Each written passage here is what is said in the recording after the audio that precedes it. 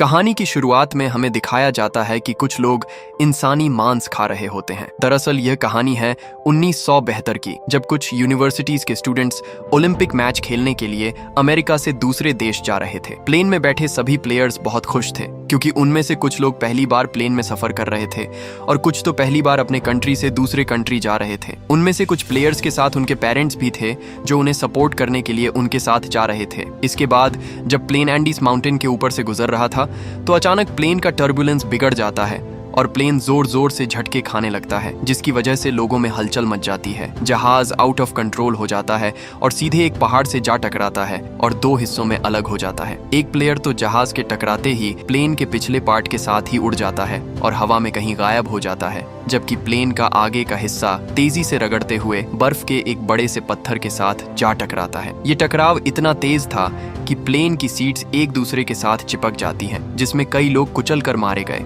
अब जो लोग इस एक्सीडेंट में बच गए थे उन्होंने खुद को संभाला और कैबिन में मौजूद सभी लोगों की मदद करने लगे। बदकिस्मती से इस हादसे में दोनों पायलट्स भी मारे गए। ये बहुत ही खौफनाक माहौल था, हर तरफ खून ही खून फैला हुआ था। इस प्लेन में लगभग 45 लोग सफर कर रहे थे, मगर इस एक्सीडेंट में 18 लोग मारे गए और 27 लोग जिंदा बचे। चूंकि इस जहाज ने शाम के वक्त टेक ऑफ किया था, इसलिए थोड़ी ही देर में रात हो गई। रात होने की वजह से टेम्परेचर -30 तक गिर गया, इसलिए ठंड इतनी बढ़ चुकी थी कि उनके लिए बर्दाश्त करना मुश्किल हो गया था। इस हादसे की वजह से वे लोग गहरे सदमे में थे और उनकी तकलीफ बहुत ज्यादा थी। वे जानते थे कि इतनी ठंड में उनका बचना बहुत मुश्किल है। खैर, जैसे तैसे उन्होंने रात गुजारी। जब सुबह धूप निकली तो उन्होंने देखा कि ठंड की वजह से उनके और भी 4-5 लोग मर चुके थे। उन्होंने उन लाशों को निकालकर करीब ही बाकी लाशों के पास दफना दिया। इसके बाद उन्होंने सभी लोगों का सामान इकट्ठा किया। कोई काम की चीज मिलने पर उसे अलग सूटकेस में रखते गए। नांदो को होश आने पर पता चला कि उसकी माँ मर चुकी थी और उसकी बहन बेहोश है।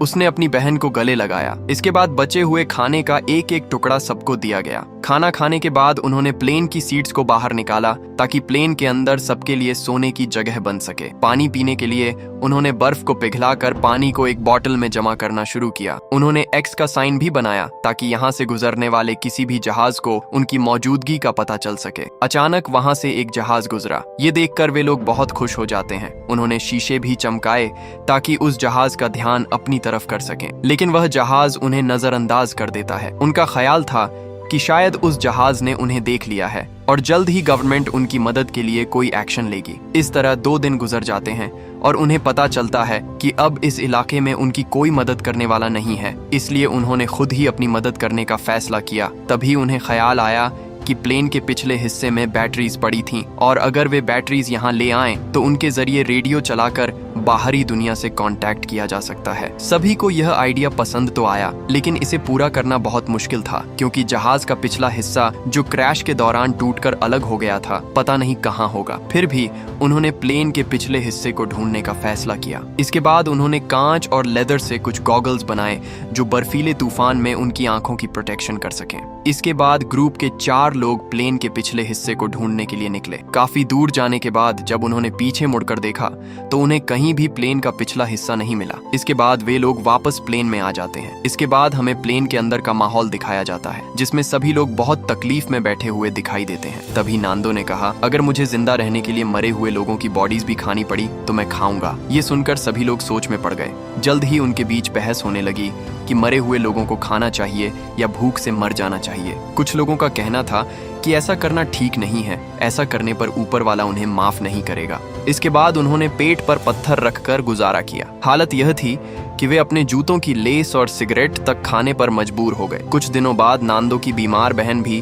भूख की वजह से मर गई। अब नांदो का इस दुनिया में कोई नहीं बचा था। इस तरह समय गुजरता गया और उन लोगों ने जैसे तैसे खुद को 9 दिनों तक जिंदा रखा, लेकिन अब तक उनकी भूख इतनी बढ़ चुकी थी कि उनके दिमाग ने भी काम करना बंद कर दिया था और अब मौत उनसे सिर्फ 1 कदम दूर थी। अब उनके पास कोई दूसरा रास्ता नहीं था, इसलिए उन्होंने मरे हुए लोगों को खाने का फैसला किया। सबसे पहले 4 लोग प्लेन से बाहर गए और लाशों को काटकर खाने लगे। उन्हें खाते देखकर कुछ और लोगों ने भी अपना मन बदल लिया और वे भी अपना पेट भरने के लिए उनके पास चले गए। लेकिन 5 लोग ऐसे थे जिन्हें अपनी मौत मंजूर थी। मगर किसी इंसान को खाना मंजूर नहीं था। तभी एक लड़के ने नूमा से कहा कि अगर तुम बर्फ में लपेटकर इस मांस को खाओगे तो तुम्हारे लिए आसान होगा। अगले दिन रेडियो पर खबर आती है कि सरकार ने उनकी खोज में कई रेस्क्यू ऑपरेशन चलाए थे और 66 के करीब हवाई जहाजों को उनकी तलाश में भेजा था। लेकिन इतनी कोशिशों के बावजूद जब उनका कोई पता नहीं चला तो सरकार ने उन्हें मरा हुआ डिक्लेयर कर दिया। इसलिए अब गवर्नमेंट ने उन्हें ढूंढना बंद कर दिया है।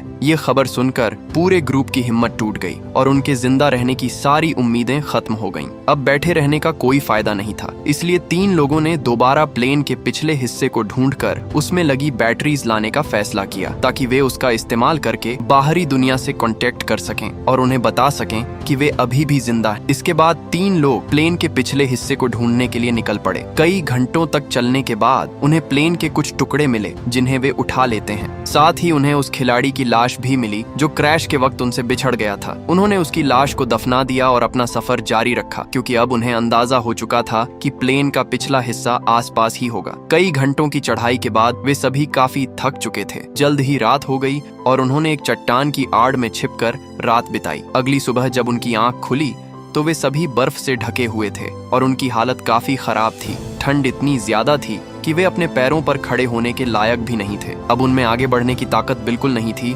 इसीलिए वे सभी प्लेन की बाहरी लोहे की शील्ड पर बैठकर पहाड़ से नीचे उतर आए। उन्हें खाली हाथ देखकर पूरे ग्रुप में उदासी छा गई। अगले दिन सभी लोग प्लेन के अंदर बैठे हुए थे कि अचानक एक बहुत बड़ा तूफान आता है और प्लेन को बर्फ से भर देता है। अंदर मौजूद कुछ लोग बर्फ के नीचे दब जाते हैं और जो ऊपर थे वे तुरंत दबे हुए लोगों को निकालते हैं। वे लोग अभी पहले तूफान से पूरी तरह संभले भी नहीं थे कि दूसरे तूफान ने उन्हें अपनी चपेट में ले लिया। ये तूफान इतना जोरदार था कि पूरा प्लेन ही बर्फ से ढक गया। इस हादसे में कई लोगों की मौके पर ही मौत हो गई। उनमें से एक साथी ने तुरंत प्लेन में छेद किया और सभी लोगों को बाहर निकाला। समय गुजरता रहा और 29वें दिन एक साथी की भूख से मौत हो गई। अब ये लोग अंदर से पूरी तरह टूट चुके थे। इसके बाद उन्होंने बर्फ को खोदना शुरू किया ताकि वे अपने प्लेन को बर्फ से बाहर निकाल सकें। चूंकि आज सूरज निकला था इसलिए उन्हें बर्फ खोदने में आसानी हो रही थी। मौसम अच्छा होने के कारण उन्होंने सोचा कि प्लेन के पिछले हिस्से को ढूंढा जाए। इसलिए टीम के 4 लोगों ने वहां जाने का फैसला किया। कुछ दूर जाने के बाद नूमा चक्कर खाकर गिर जाता है। बाकी लोगों ने देखा कि उसके पैर में इन्फेक्शन बढ़ गया है, इसलिए उन्होंने नूमा को वापस भेज दिया और खुद प्लेन के पिछले हिस्से को ढूंढने के लिए आगे बढ़ गए। कई घंटों की मेहनत के बाद उन्हें प्लेन का पिछला हिस्सा मिल जाता है। यह देखकर वे बहुत खुश होते हैं। वहां उन्हें बैटरीज के अलावा और भी बहुत कुछ मिलता है, जैसे कपड़े, पानी की बॉटल्स और बहुत सारे सिगरेट के पैकेट्स। इसके बाद वे सामान लेकर अपने प्लेन में आते हैं और बैटरी को रेडियो में डालकर बाहरी दुनिया से कांटेक्ट करने की कोशिश करते हैं। लेकिन बदकिस्मती से रेडियो खराब हो चुका था और इस तरह उनकी आखिरी उम्मीद भी खत्म हो जाती है। जब वे लोग उदास बैठे हुए थे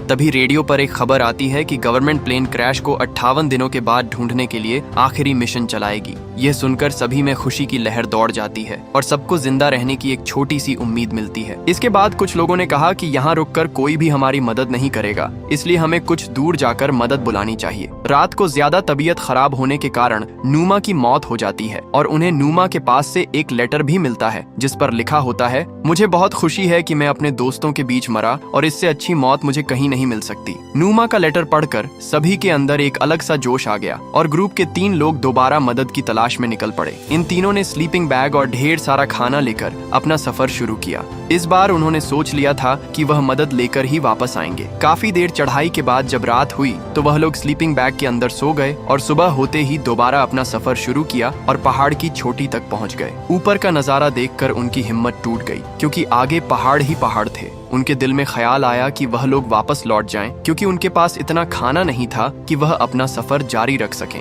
इसलिए टिंटिन ने अपना खाना उन्हें दे दिया और खुद वापस लौट गया ताकि यह दोनों अपने सफर को आसानी से पूरा कर सकें। हालांकि यह सफर बहुत मुश्किल था, लेकिन उन्होंने हार नहीं मानी और आखिरकार 10 दिनों के सफर के बाद उनकी मेहनत रंग लाई और वह एक ऐसे इलाके में पहुंच चुके थे जहां ऊपर के मुकाबले बर्फ बहुत कम थी। उन्हें एक साफ पानी की नदी भी मिली जहां रुककर उन्होंने ढेर सारा पानी पिया। तभी एक ऐसा चमत्कार हुआ जिसकी उम्मीद किसी को भी नहीं थी। उन्हें घोड़े पर सवार एक आदमी मिला। यह देखकर उनकी खुशी का कोई ठिकाना नहीं था। उन्होंने जोर जोर से उसे आवाज दी और मदद मांगी। वह आदमी भागता हुआ सरकारी ऑफिसर के पास आया और सारी कहानी बताई। इस तरह ऑफिसर को भी पता चला कि जिन लोगों को वह 2 महीने से मरा हुआ समझ रहे थे वह जिंदा हैं। खबर मिलते ही सरकार ने उन्हें बचाने का ऑपरेशन शुरू किया। इसके बाद रेस्क्यू टीम उस लोकेशन पर पहुंची और प्लेन क्रैश के 72 दिनों बाद उन्हें बचा लिया गया। इसके बाद उन्हें हॉस्पिटल में एडमिट किया गया, जहां उनका अच्छे से ख्याल रखा गया। कहानी के अंत में बताया गया है कि कुल 45 लोग इस प्लेन में ट्रैवल कर रहे थे,